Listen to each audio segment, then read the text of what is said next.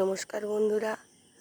গাছের জামরুল তো প্রায় শেষ, একদমই শেষ বললে চলে। ওই দেখুন একটি আছে যেটি ভাগ বসিয়েছে বলতা মাছি এরা।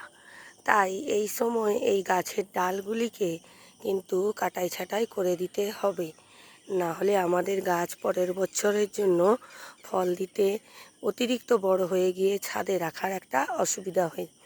সেই জন্যে বন্ধুরা আমরা যখন ডালগুলিকে কেটেই ফেলবো, তার জন্য এই রকমভাবে যদি কলম কেটে নেওয়া যায় তাহলে আমাদের গাছগুলি একটি নতুন ডালগুলি একটি নতুন চারাতে পরিণত হবে এবং এই ডালপালাগুলো কাটাই ছাঁটাইও সম্ভব হবে।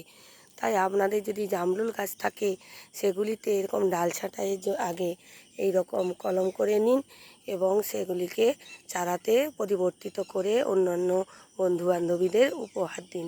কেমন লাগলো ভিডিওটি জানাবেন, ভালো লাগলে চ্যানেলটিকে সাবস্ক্রাইব করতে ভুলবেন না।